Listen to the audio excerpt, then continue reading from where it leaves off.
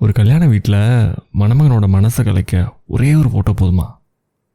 வாங்க தெரிஞ்சுக்கலாம். வணக்கம், இது தமிழோடைய கதைகள். நான் உங்கள் ஆர்ஜி ஹரீஷ். வாசலில் கிடக்கிற செருப்பை பார்த்தாலே அந்த வீட்டில் கல்யாணம் நடக்குதுன்னு புரிஞ்சிடும். அந்த வீடும் அப்படி தாங்க இருந்துச்சு. பந்தல் ரோடு வரைக்கும் இருக்க மாவலை இருக்குல்ல, அதில் கட்டின தோரணம் மஞ்சள் கலர் பளபளன்னதுக்கப்புறம் கூடவே சேர்த்து சீரியல் பல்பு செட்டு, பிளாஸ்டிக் சேரு அங்கே இங்கேன்னு சொல்லிட்டு கலைஞ்சு கிடக்க, அதுபோக பாத்திரம் சாமான்லாம் வந்துட்டு வாடகை எடுத்துருப்பாங்கள்ல, அதெல்லாம் ஒரு பக்கம் வீட்டுக்கு சைடில் அடுக்கி வச்சபடி. இதை தாண்டி வீட்டுக்குள்ளே போனால் அது வேறு உலகம். கிச்சன் ஃபுல்லாக சுட சுட வேலை நடந்துகிட்டு இருக்குது. பெண்கள்லாம் வெங்காயம் வெட்டிக்கிட்டு, அதே சமயம் இந்த பக்கம் காய்கறி வெட்டிக்கிட்டு ஊருக்குள்ளே நடக்கிற கதைகள்லாம் பேசிக்கிட்டு இருக்காங்க ஒரு கூட்டம். அப்படியே இந்த பக்கம் கேமரா வச்சுருப்பேங்க. மைண்டில் வருதா? ஆமாங்க, ஒரு குட்டி பையன் அந்த பக்கம் அடுக்கி வச்சுருந்த ஸ்வீட் போலியில் ஒன்று எடுத்துக்கிட்டு ஓட, அவன் பின்னாடி ஒருத்தவங்க அவனை திட்டிக்கிட்டே துரத்திக்கிட்டு போனாங்க. அப்படியே ஜூம் அவுட் பண்ணால் இந்த பக்கம் ஆம்பளைங்க பெஞ்சில் மூவ் பண்ணி உட்காந்துக்கிட்டு மைக் டெஸ்டிங். என்ன பாட்டு செட்லாம் போடணுமா இல்லையா? வாழை இலையெல்லாம் கவுண்ட் பண்ணிக்கிட்டு பூக்காரனை வந்து அவரும் வேலையை பார்த்துக்கிட்டு இருக்கிறாரு. ஒரே பரபரப்பாக இருக்குது. அவங்க வந்துட்டாங்களா, இவங்க வந்துட்டாங்களா, பஸ்ஸுன்னா எங்கே இருக்குது, பொண்ணு வீட்டுக்காரங்க எத்தனை மணிக்கு வராங்க, இப்படின்னு ஒரு கேஷுவலான ஒரு ஏரியாவாக இருக்குது அந்த கல்யாண வீடே. ஆனால் இந்த எல்லா பரபரப்புக்கு நடுவுலையும் குழந்தைங்களுக்கு மட்டும் ஒரு தனி உலகம். பலூனை கையில் வச்சுக்கிட்டு அங்கே இங்கே ஆட்டம் போட்டுக்கிட்டு, ஸ்வீட்டை தின்னுக்கிட்டு, கீழே புலாசதர விட்டு அதை எறும்பு வந்து தின்னு, அதுக்கப்புறம் அதுக்கு திட்டு வாங்கிக்கிட்டு பெரியவங்க கிட்ட ஒரு மாதிரி வாமா கலகலப்பாக மங்களமாக அப்படி கூட சொல்லலாம்ல சுபகாரியம் நடக்கிறப்போ. அப்போ தான் இந்த எல்லா விஷயத்துக்கு நடுவுலையும் ஒருத்தவங்க வர்றாங்க. நம்ம ஹீரோயின் செல்வி.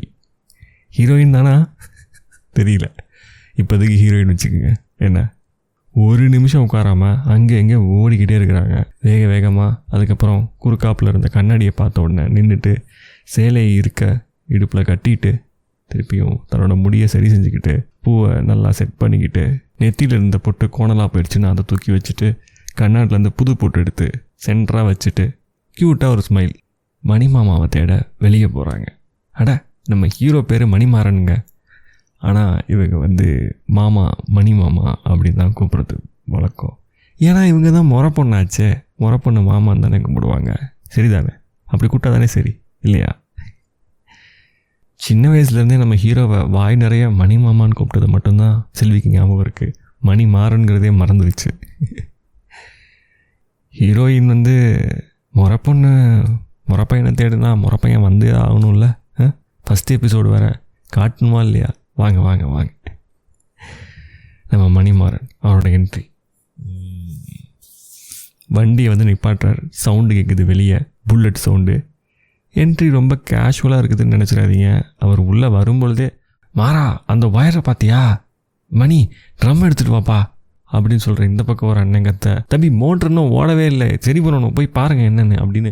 என்னதான் இவர் பைக்கில் வர மாடர்ன் மைனராக இருந்தாலும் ஐயாவுக்கு வந்துட்டு கைவசம் எல்லா வேலையும் தெரியும். எல்லா இடத்துலையும் இவர் போனார்னா அந்த சம்பவம் சரியாக இருந்துட்டோம், சம்பவம் இல்லை அந்த பிரச்சனை சரியாயிரும். அந்த அளவுக்கு ஒரு டேலண்டடான ஃபெலோ நம்ம ஹீரோ மணிமாறன் அலிஸ் மணி மாமா இப்போதைக்கு. சரி, பரபரப்பாக நம்ம செல்வியையும் மணிமாறனையும் பார்த்தாச்சு. இப்போவே இப்படி வெளியே சுற்றிட்டு இருக்கியே, கல்யாணத்துக்கு அப்புறம் என்ன பண்ணுவோம் மாமா நீ அப்படின்னு சொல்லிட்டு உள்ளே வந்த மணியை பார்த்து நம்ம செல்வி நக்கலா நையாண்டியாக ஒரு சிரிப்பு சிரிச்சுட்டு அந்த பக்கம் கிராஸ் பண்ணி போகிறாங்க. அந்த ஊருக்குள்ளே அடுத்த 4 நாள் பேசுகிற விஷயம் மணிமாறனோட கல்யாணம் தாங்க, வேறு எதுவுமே கிடையாது. இப்படி இருக்க வேலையில் நம்ம செல்வியோட தம்பி ஒருத்தர் இருக்காப்புல. அவர் வந்துட்டு பட்டப்படிப்புலாம் படிச்சுட்டு காலேஜெல்லாம் முடித்து ஐடி வேலையில் ஜாயின் பண்ணியிருக்காப்புல. ஜாயின் பண்ணி ஒரு 2 வருஷம் இருக்குமா?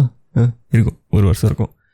ஹைதராபாத் வந்துட்டு ஆந்திராவில் இருக்குது. என்ன அங்கே உள்ள ஒரு ஐடி கம்பெனியில் இவர் நிறையா இன்டர்வியூலாம் ஆன்லைனில் போட்டு அதுக்கப்புறம் வந்துட்டு வீடியோ மூலியமாக இவரை வந்து செலக்ட் பண்ணி, வீடியோ கால் தாங்க அந்த மாதிரி ஒரு ஆப்ஷனை செலக்ட் பண்ணி இவர் நேரில் வந்து வேலை பார்க்க சொல்லி ஃபஸ்ட்டு கொஞ்ச நாள் ஆன்லைனில் இங்கேருந்து வேலை பார்த்துருக்குறாரு. அதுக்கப்புறம் அங்கே போய் வேலை பார்த்து ஒரு செட்டில் ஆகிட்டான்னு வைங்களேன். ஹைதராபாத்காரன்னு சொல்லிக்கலாம்.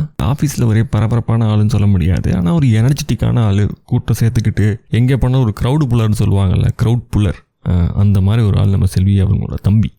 ஸோ அவர் என்ன பண்ணிட்டாரு, அங்கே இருக்க எல்லாருக்கும் இன்விடேஷன் வச்சாலும் அவங்களோட டீம் மெம்பர்ஸ் இருக்காங்களே அவங்க மட்டும்தான் லீவ் போட்டு வர்றாங்க. ஏன் என்ன அப்படின்னா அந்த ஆஃபீஸ் ஃப்ரெண்ட்ஸ் யாருமே இது வரைக்கும் தமிழ் கல்யாணத்தை பார்த்ததே இல்லை, அதுவும் ஒரு கிராமத்தில் நடக்கக்கூடிய கல்யாணத்தை பார்த்ததில்லை.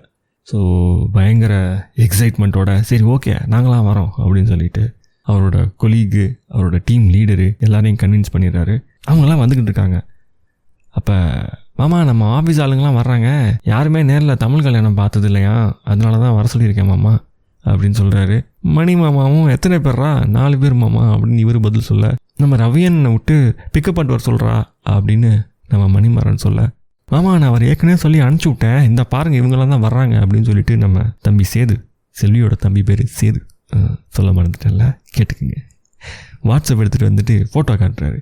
WhatsApp group photo. இதில் வந்து ஒவ்வொரு ஆளாக காட்டுறாரு. வெங்கடேஷ், இது வந்து ராகேஷ், இவங்க அஞ்சனா, இவங்க ரெஜினா அப்படின்னு ஒருத்தவங்க ஃபோட்டோவையும் காட்டி இவங்க வந்து இவங்க என் கூட ஒர்க் பண்ணுறவங்க அப்படின்னு சொல்லி எல்லாத்தையும் காட்டுறாரு. காட்டிகிட்டு இருக்கும்பொழுது கடைசியாக சொன்ன பேரை பார்க்குறாரு ஃபோட்டோவோட மாறன். ஒரு நிமிஷம் அப்படியே சைலண்ட் ஆகிடுறாரு. அதே நேரம் இந்த ஃபோட்டோவை மாறனுக்கு மட்டும் காட்டல, இதே ஃபோட்டோவை கூட நின்று செல்வியும் பார்த்துட்ருக்காங்க. மாறன் பார்த்ததையும் செல்வி பார்க்குறாங்க. இவர் ஏன் நம்ம மாமா ஒரு மாதிரி ரியாக்ட் பண்ணுறாரு அப்படின்னு அவங்க மைல்டாக நோட் பண்ணுறதோட அந்த சீன் அங்கே கட் ஆகுது. எஸ், நான் உங்களுக்கு ஏதோ டேரக்டருக்கு கதை சொல்கிற மாதிரி சொல்கிறேன்ல, கோச்சிக்காதீங்க.